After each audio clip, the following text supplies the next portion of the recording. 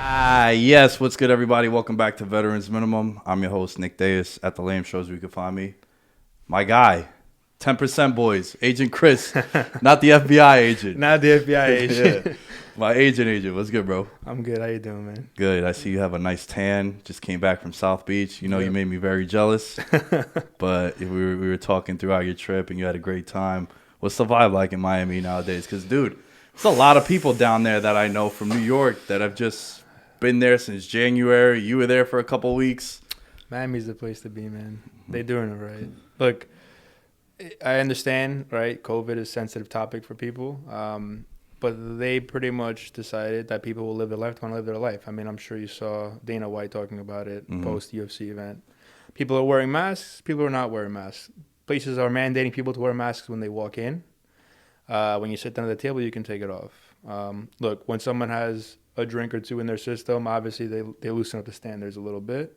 But overall, it's amazing. Like normal life. I've been 3 times in the last 3 months. So I went. Guys, this is why he's my agent. It was excessive. It's excessive. This is why he's my agent, because he got the vacations on deck and ready to go. I was there for New Year's, which was off the hook. Like, it was amazing. But, it's really the only place you can go. I mean, that's not true, but if New York to Miami is a 2 to 2.5 hour flight, really easy to get and there. And cheap, too, man. I was looking at flights because I was going to come down one of those weekends. Yeah, I was hoping you were going to come down. Man. Yeah, I have to reschedule for hopefully some news that I'll be breaking in a couple of weeks. My guy. But we'll keep that on the wraps. Yeah. All you need to understand is that I canceled fucking Miami for this thing, so it must be big then. It must be big news, baby. It goes to show you what we're dealing with right now. So, look, I went for New Year's, had a great time, and then I was sitting around. It was like Valentine's Day was coming up, and I was like, you know what am I doing in New York? I might as well go down to Miami. Went down there for Valentine's Day, and then I was like, you know what am I doing in New York? I can work from home. Let me look up apartments in Miami. So the short-term rental market in Miami is off the mad. It's super expensive. Like, if you go for Airbnb in the prime month of March and April, like a nice place, probably it was $10,000 for the month on Airbnb, because after fees and everything. Yeah. Right. And there's not that. And if you think about the way Airbnb works, people rent usually for the weekend or for 5 days. So it's very hard to find something for the full month if you're going for 30 days. So, damn, that's a good ass point, bro. Because I was thinking, I was like, yo, a month rental, was that hard to find? Not easy to find. So I remember you were waiting for a couple of weeks for you to. It was not hard to find. So what I ended up doing was going through a broker down there who knows some local listings. Someone had just closed an apartment in Icon in Brickell, and they were like, oh, they're willing to rent it to you for the month if you're interested at this price, which was significantly less expensive than the $10,000 I mentioned before. I think it was $4,200 for the month, which is expensive, right? But at the same time, relative to the rest of the market, I was like, oh, this is a no-brainer, right? Perfect unit. Bro, when we went for my boy Danny's bachelor party in 2019, that was the weekend I told the story recently of the Brooklyn Nets when they were out partying at 11. So that weekend, we had a penthouse on Ocean. Bro, it was $18,000 for 4 days. Granted, there was 20 of us there. It was crazy. So it wasn't as expensive for everybody, but man, to hear those prices, the market's crazy right now in Miami. The market, you can still pick up some nice units in building, decent buildings, but single family housing market in general, even here, houses are flying off the market, flying within a week. Multiple offers, bidding wars. It's really hard to find a single family home right now. First, really, because inventory is low. Inventory is at one of the lowest points in the last 20 years, I think. And everyone is coming out of COVID, seeing the lifestyle in an apartment, and then now they want homes. Now they want more space, right? If there is going to be that hybrid environment, people are cherishing more space, and single-family homes, or especially starter homes, are very difficult to find. That's why the fix and flip game is flying. People are really, really, really, really pushing that. I know a lot of guys are doing that right now, and they're making a lot of money. I'm telling you, these homes are flying off the market, all over the place, all over the place. You know what I've noticed that's happened? My buddy Steve just bought a crib in Long Island, and he was paying like, he was in an apartment building, one of those big residential buildings in the city, by like the Javits Center. So like, what would that be? West Side, like Midtown West Side-ish. What Midtown West? Yeah. And he's paying like $4,800, bro. And my apartment's bigger than that. Yeah. And I'm in like a basement. The whole point of being in the city is to be extremely close to your job, walk into your job, or right, or the nightlife, social. Right, there's the two. Exactly, those are the two things. Yeah, so you're basically paying this premium because of the convenience to your job and also like the luxuries around it. Right. Where now you don't pay for the space for the apartment. You don't, like, you're living in New York City. You're not living in it for the apartment. You're living to be in New York City. Yeah. The vibe, the lifestyle, of course. That's New York. Like, yeah. But it hasn't been New York these last year and a half. Who knows when it's going to return? Yeah. And crime is up in New York City. Yeah. People are like, I'm not going to pay these prices to be in New York City anymore. And the reason why I bring that up is because now he's paying like half that. And I went to his housewarming party over the weekend, and we watched the UFC over there. And it's like, bro, we could play a legit 7-on-7 soccer game in his backyard. Right. With no like, oh my God, watch the table. It's like, no, they're spacious, mad bedrooms. I'm like, bro, this is crazy. We're in Long Island. Massapequa, I think. Okay. Babylon? That's around not there. That's yeah, not that around far. there. But it's just wild, man. Dude, did you happen to go to any Heat games while you were down there? I didn't go to any Heat games, no. I didn't. I was following, though, but I didn't go to any Heat games. I was a little busy, I think. Yeah. Heat games. This kid's fucking raging every day. But, there's something I want to bring up to sort of segue a little bit from Miami. Yeah. Because, they make the finals last year. And then we have a short offseason. And there's been a lot of momentum and buzz around this short offseason. A lot of guys have gotten hurt. And it's been those injuries that are body breakdown injuries, like fatigue, a lot of miles injuries where, it's hamstrings, it's backs, it's shit like that. Obviously, Jamal Murray blows out his knee. That happens. That's unfortunate. But what I've been thinking about is, do you think with this short off season that they had, because Luka, the first couple of months, not months might be a stretch, but the first like 15, 20 games, he wasn't Luka. Dude, he was the favorite. He was not the favorite, but he was the most heavily wagered guy to be MVP this year. MVP. He was like the 8-1 Luka. Everybody was on the Luka bandwagon. Came out the gates a little slow. He's picked it up now. Huge, yeah. Yeah, but one of the things that he said around the All-Star break was he's like, I didn't know when the season was going to start. Yeah. Came in a little heavy. Euro guys, they just kind of turn up. And then he comes back and he's out of shape a bit. And then it takes him a while to get going. So how do you feel about this short off season? You think that has something to do with these injuries? It definitely plays a factor, right? If you don't come in fully in shape, and that goes to show you for, any season, if you don't come fully in shape, right? Like if you have a little more weight on your knees, you take a step wrong, like that could really hurt your career. At the same time, it's also the amount of games they have in the period of time they have the game. So they have it's 72 game season, right? A lot of back-to-backs. 3 games in 4 nights. Because they have to, 3 games in 4 nights with flights. With flying is incredibly difficult, right? On your body. Like, it's not easy. Bro, I catch a red eye every time I've been to Vegas. Yeah. We take the 11 p.m. flight out of Vegas. We land at JFK, LaGuardia around 6 a.m. Yeah. You save about $300 taking that flight as opposed to the one earlier in the morning. That $300 straight to the crab stable. Yeah. Super degenerating. Yeah. But, dude, that fucks me up for the rest of the week. Imagine me having to go out there and play a basketball game in a different city. Think about that, yeah. Yeah, bro. Yeah. I know I'm not a professional athlete. I should be. The beer slowed me down a bit. But, that's a lot, man. Yeah. It's a lot. It's not easy. It's really not easy. Like, I think who is the Suns? I think the Suns just played 3 games in 4 nights, if I'm not mistaken. They played against Brooklyn, then New York. I forgot who they played before Brooklyn. Yeah.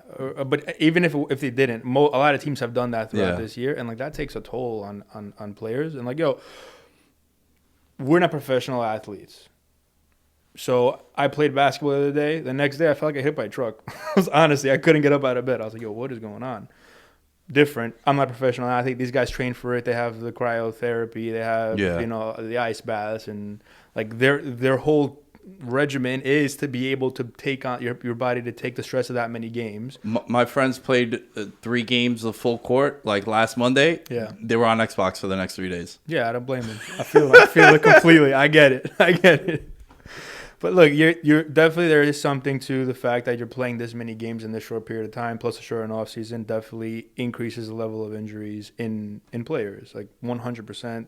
That, and you can see it. You can. I mean, LeBron doesn't miss as many games. Yeah. Even LeBron usually likes playing a decent amount of games. Every now and again he'll take rest, and maybe he'll miss like 10 games in an 82-game season tops. Well, I think this is the first time that he's missed this much time in a season that wasn't lost. Right. Remember, he had that groin injury the first year he went to LA. Right. But that was they were like the 7th seed, and then he's like, I can't do this. Yeah. He's like, these guys are young guys. We're not going to. So they shut him down. This year, they were contending to be a top 3 seed, and then when AD went down and then he went down, it was like, you know what? We're gonna make the playoffs. We'll be fine. Let's just get in, rest them. I feel like push comes to shove, if they needed these games, he would have been out there. He was running sprints the other day on like the uninterrupted Instagram account. It's like coming to a city near you. It's like, bro, you've been fucking good for like two weeks now. Get out of here with this shit. Listen, if I was Genie Bus and the Lakers, I'd tell him, take as many days as you want. Yeah. Take as many days as you want. We won the chip last year with a lesser team. Right, yeah. With a lesser team. Take your time. As long as you hit the right gear going into the playoffs, that's all that matters. He's built enough cachet where that he's a guy it's that LeBron could. James. Yeah, it's LeBron James. That was an issue that I had with the Clippers last year.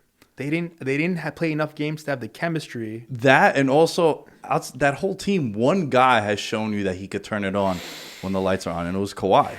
Like Paul George. I've talked about this so many times. We talked about Paul George a couple times. The playoff resume, and again, he's come along the last couple of weeks too.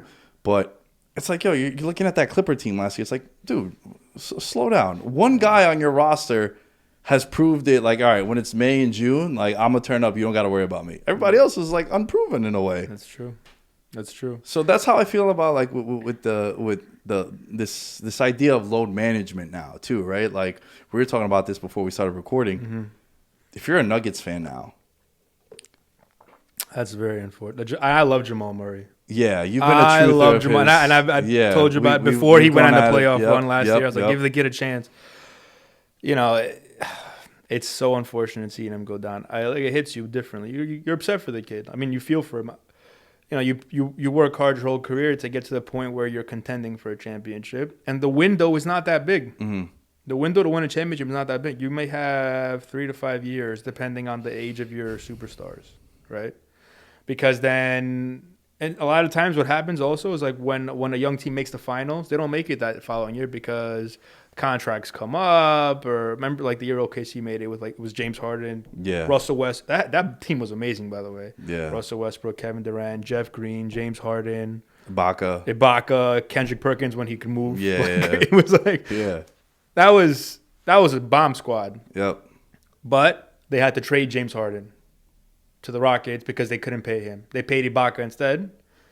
Because they had I remember that. Yeah. So they didn't want to have 2 guards. They figured they had Russ. Right. So the window isn't that big, especially for the smaller tier, like the smaller organizations. I would say they have smaller windows than the Lakers. Right. Yeah, because the namesake alone is going to bring people to your city. Correct. So when these smaller cities and these smaller organizations have windows to win a championship, like having an injury like Jamal. And I'm saying the Nuggets are a small market, but well, in comparison to the other teams that attract all the free agents, right? It's like you have Jokic playing at an MVP level. You just traded for Aaron Gordon to get you another athletic piece in the front court, right? You've got Michael Porter playing out of his mind, who the Knicks passed up on. Can we just say that we passed up on him because of the back concerns? But not gonna say anything there. He's playing out of his mind, right? You had Jamal Murray.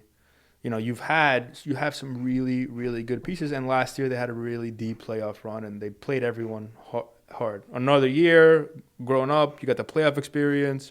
You pretty much had every piece to get to where you wanted to go.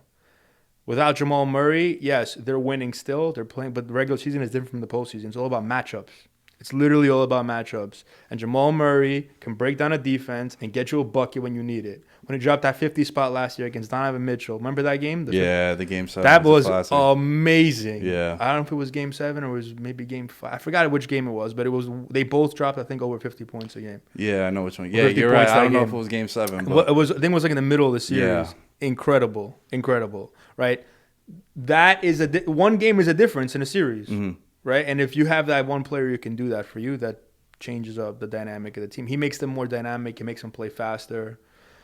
It's devastating for that to happen to that team, honestly. Like before the Jamal Murray injury, I would say they were one of the favorites to at least get to the Western Conference Finals, right? I love the Suns. I love how they're playing. And I love that they have a leader in CP3 who's taken teams far before. But I think they're a little bit – they're not – and they're well coached. Monty Williams. I think I've talked about Monty Williams before. He's been a great coach. The only guy that's stopping Tibbs from winning Coach of the Year, I think. Monty Williams. Yeah, because if they what a comeback for him though. I got to give proud. What a guy, man. The guy lost his wife in a tragic accident. That's why he stepped down as the Pelicans coach when he was coaching. He was coaching Anthony Davis. He took Anthony Davis on as a rookie, and protected him too because Anthony Davis he's always been fragile, and the guy wasn't playing him crazy minutes on purpose. He stepped down after his wife had the accident, tragically, and then I think he's pretty religious. He through God, through family and support, he was able to build himself back up, and now he's coaching the Phoenix Suns, and he's coaching them hard, and everybody's buying in and well coached. They have good pieces. DeAndre Ayton, nice foundational piece. Devin Booker, honestly, I can't think of. He's a top 3 shooting guard in the league. We spoke about this off the record too. Yeah. Hard to find guys better than him. So him, Bradley Beal, Klay Thompson, devastating injuries. You can't throw him in there anymore, right? Who's another shooting guard that you put up there? Mitchell. Donovan Mitchell. Yeah, there you go. So there's your 3. Yeah, I think that's the same 3 that we mentioned when we were like 3 drinks of Casamigos into. Yeah, there we go. Yeah, that's right. But I think injuries are a part of the game, right? They happen. But I think this year it's been more alarming because you've seen guys leave with these injuries, like I mentioned before, that are just that make you injury prone. I think there's a common misconception in sports when a guy tears his ACL and then he'll play 6 straight seasons, they still think he's injury prone. Perfect example, I mention him all the time, Keenan Allen. I love him. Keenan Allen, what a baller that guy! What a route runner he is. Him and Devontae Adams are my favorite 2 guys to watch run routes. But Keenan Allen, he had the 1 year where he tore his ACL, week 1, and then there was that other year, I think in October of that season, he had that ruptured spleen. Outside of that, bro, he never misses games. But he's had those 2 injuries, and it's he's injury prone. Yeah, do we pay this guy? Right. Yeah. To me, injury prone is Odell Beckham Jr. Hamstring, calf, shoulder, pinky. I know he blew out his ACL, ankle, right? It's those hurt more. Those, I think, missing 4 games every year hurts the team a lot. In football especially. Oh, yeah. Dude, that's a quarter of your season. Right, it's a quarter of your season. Imagine you miss 20 games in the NBA. Right. It hurts the team a lot. You're especially in football where the connection between the quarterback and the receiver is so important. You never build that. If you look at Aaron Rodgers, in his career, right? It's almost like an ESP with his receivers. And he didn't build that overnight with them. So if you're not on the field and you're not building that, doesn't care how good you are as a receiver, you're not going to put up the same numbers. And that he hasn't. Yeah. And that's probably a testament to how many games he's missed. Yeah. Yeah, no. That. And also, to defend my boy, he hasn't been the same without Eli. Eli, you can't say anything bad about Eli in New York, period. There's nothing bad to be said about Eli in New York. I don't care what you throw at me. He's won his 2 chips and it's done. That's it. Listen, man, wide receivers, they always bitch and moan about their quarterbacks, and then they get paid, they go to a new team, and their production tends to go down after. And one of the reasons why is the quarterback doesn't come with them. Mike Wallace leaves Pittsburgh, never the same. Greg Jennings leaves Green Bay and Rodgers, never the same. Emmanuel Sanders leaves Pittsburgh, goes to Denver. Who's over there? Peyton Manning. So it's if you go to another great quarterback, you're going to be fine. But you just see it. Vincent Jackson, he passed away recently too, tragically. But when he left the Chargers with Phillip Rivers, he left to Tampa Bay. Kind of, he was getting 1,000 yards, but it was like a very underwhelming 1,000 yards. It's like 1,000 yards is only like 63 yards a game, really. But they weren't having the same effect that they were having at other places. Right. But back to Keenan Allen, right? Like, modern medicine has obviously made the ACL injury not as devastating to your career. A lot of guys come back stronger after the ACL injury. In football, obviously, the way they cut, the way you run routes, it's definitely worrisome to have like an ACL injury. But at the same time, you can see where Keenan Allen was and where he is now, and he's had amazing seasons post ACL injury. Now, the truth is, injuries in general, like it's very hard to pinpoint exactly what leads to an injury. Sometimes they just happen, but I think fatigue, especially in the NBA this year, has led to these hamstring injuries, these nagging injuries that normally you could maybe you could play. Like sometimes we'll play sports, right? Sometimes you'll feel a little tweak, but you don't. It's not like all the way. You can keep playing. Right. A lot of these players have these tweaks, and they're gonna play through.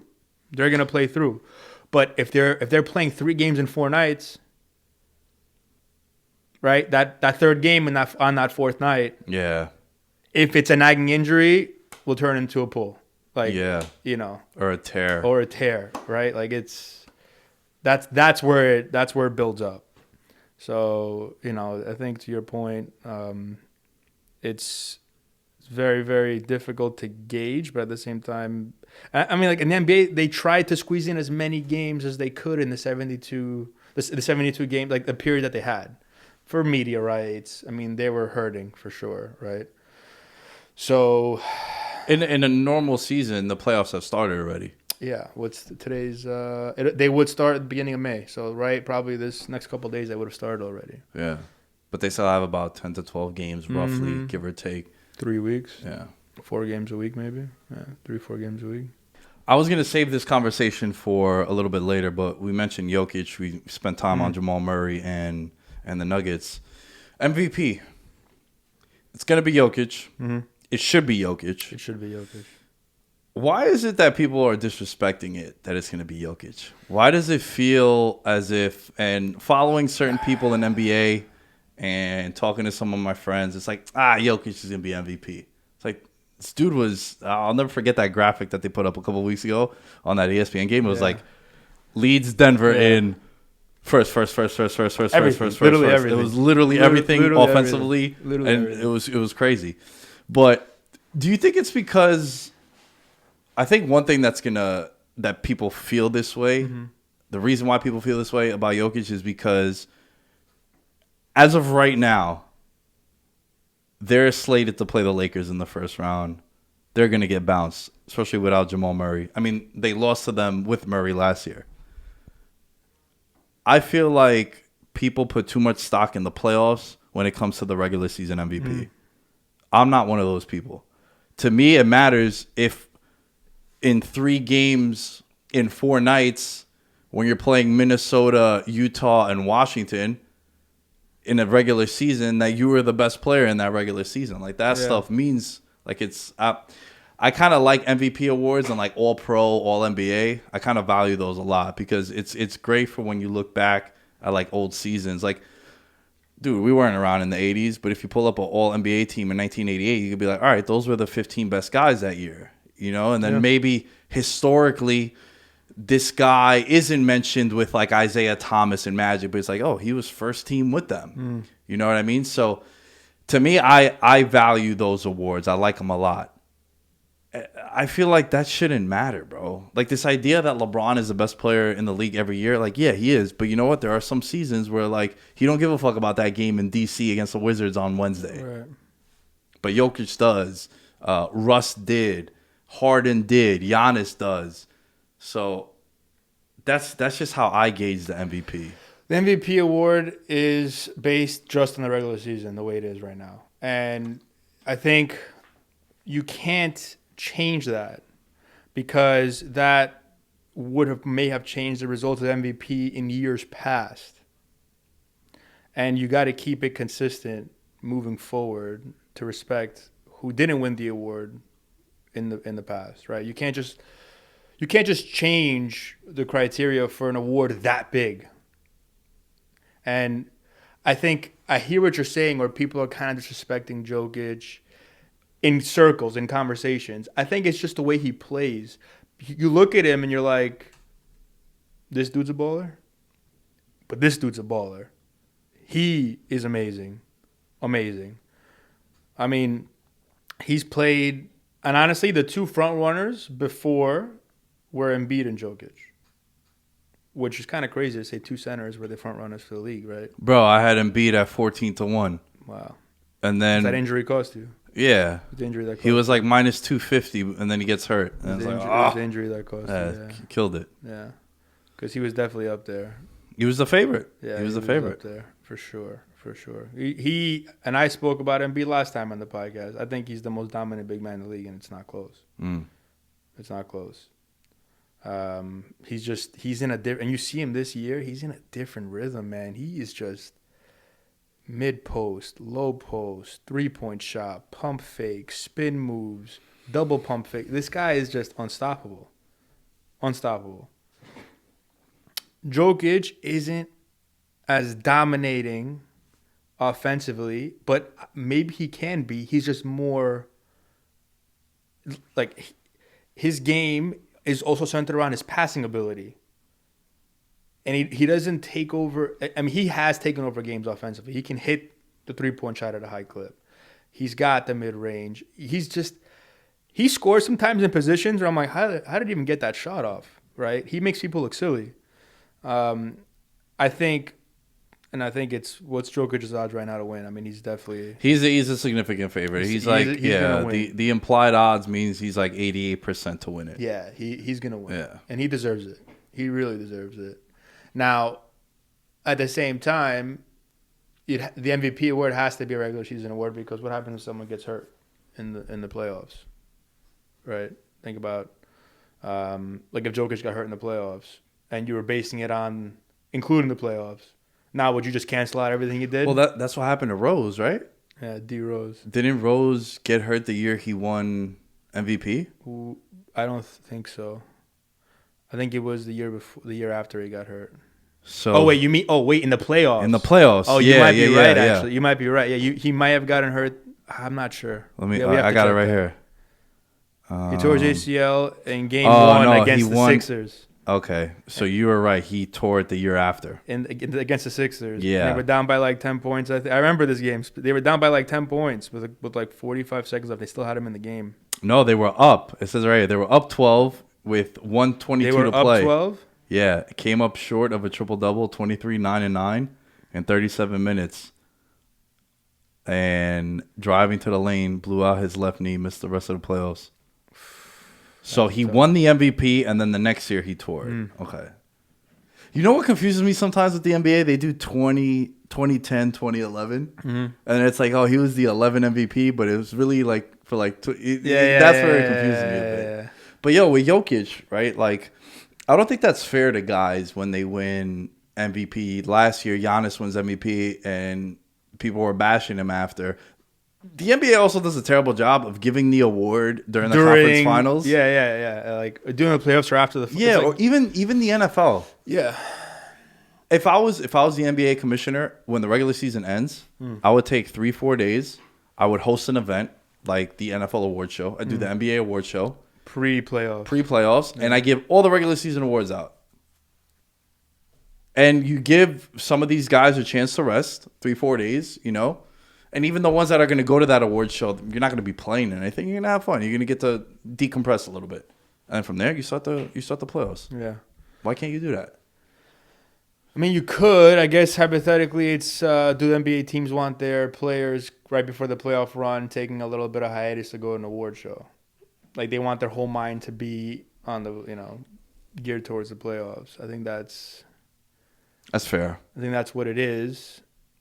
But at the same time, yeah, I mean, that would definitely take out the stigma you have of having to include playoff production in the MVP discussion. That would definitely be a solution to that.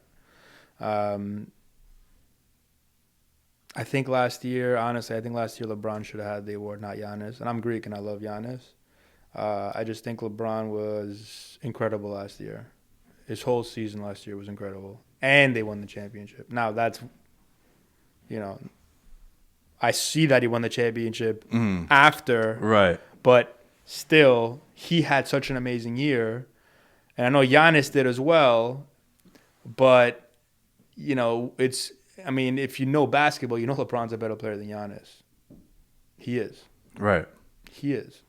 LeBron James is still the best player in the league. Whether you want to admit it or not. Right. He still is. So, that's I think it should have been LeBron, not Giannis last year. And so the playoffs is where teams expose your weaknesses. LeBron doesn't have a weakness to expose. He doesn't. He had in his earlier careers. Now his earlier career was a shooting and all that. He doesn't have one now. He's the smartest player on the court 99% of the time. He can play point guard. He can play power forward. He can play small forward. He can play pretty much any of those positions. Let me put you on the spot. Who would you consider to be on his level as far as NBA basketball IQ? IQ? Yeah, like you're saying 99%. Wouldn't it be 100? Chris Paul. IQ-wise, CP3. For sure. This guy's an extremely intelligent player. Extremely intelligent player. You can tell. You can see it. Because I can't think of anyone else I would put on that tier with him. No, I would say CP3. IQ-wise. Talent-wise, it's Durant. Yeah. It's Durant, right? And Durant's actually outplayed LeBron in finals. I don't think that's fair, though. He did, though. He did. But it's also... LeBron had a lot more on his shoulders. The supporting cast definitely helps. Absolutely. The spacing helps when you have Curry and Clay out there. Absolutely. But Durant hit some daggers.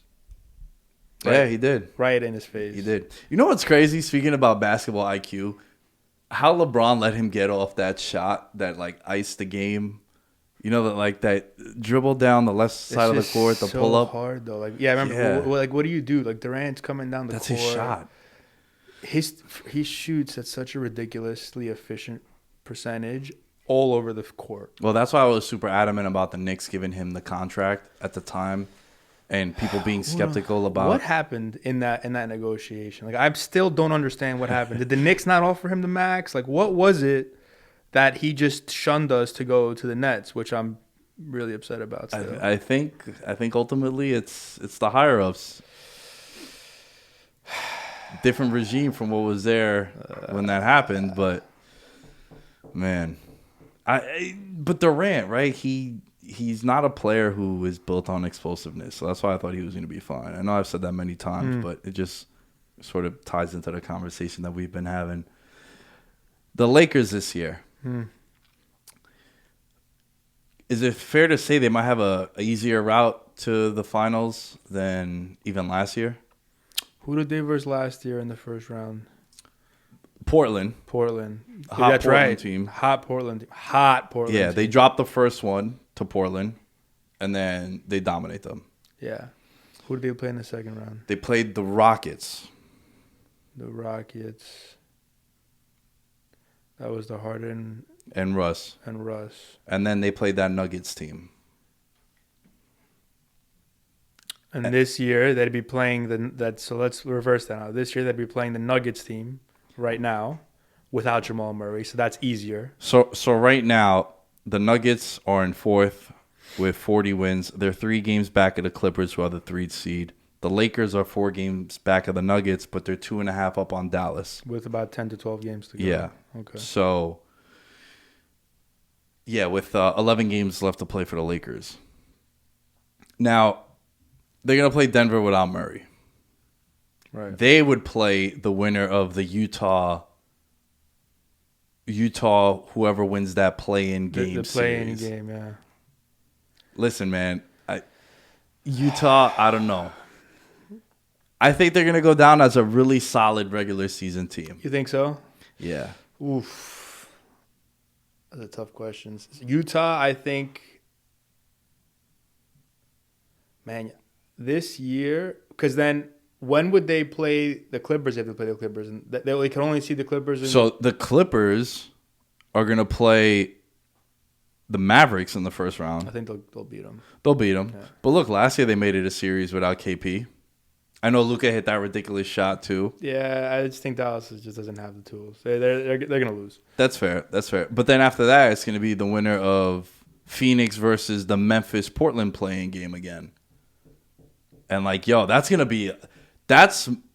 I had to pick a series right now that I want to happen, Suns Blazers would be a banger. Those two backcourts going up against each other. Blazers would be a banger. I think Suns Utah would be good. Would be a good one to watch. Suns Utah would be good too. Yeah. Suns Utah. They played a couple of nights ago. I think it might have been last week. They went into overtime. Yeah. That was a dope ass game. They're very evenly matched. Like, you got the DeAndre Ayton, Gobert matchup. You've got you got Donovan Mitchell, Devin Booker matchup. You got the Mike Conley, CP3 matchup. You got there's some good ones there, right?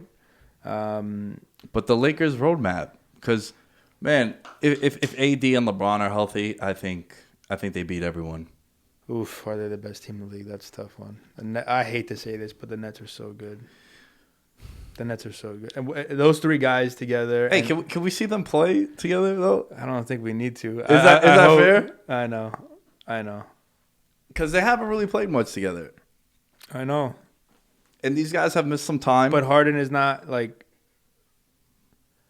Kyrie Irving's playing shooting guard when Harden plays. They've already said that. These three shooters between Harden, Durant, and Kyrie, along with Joe Harris, that offense is just incredible. First of all, you can't stop James Harden going to the rim. He's getting to the rim. Kyrie, he wants to get to the rim. He's getting to the rim. He's got some of the best handles I've ever seen. I don't think I've seen a person with better handles in this era. I mean, him and Curry are just insanity. And let's talk about Curry for a little bit. Oh, we're gonna get to Curry in a little. Yeah. But that team, and I'm a diehard Knicks fan. I love the Knicks. I hate that the fact that the Nets are this good, but they are phenomenal. They're the best team in the East. They should, if they don't come out of the East, it's a disappointment for them. Absolutely, there's no way around that. They shouldn't lose to the Bucks. They shouldn't lose to the Sixers. They shouldn't lose to the Celtics. Right? The defense has been their issue. But I think it's also a function of them not playing like some of their Durant hasn't really been playing. Durant's actually defensively a very good player. Right. He's it's just hard to get a shot over this size. They're gonna score at will. Now the Lakers, going back to your point, do they have an easier road? Oof.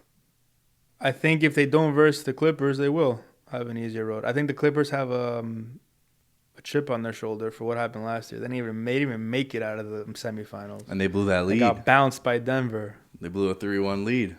They got bounced. Was it Denver they got bounced by? Yeah. They got bounced by Denver. Yeah.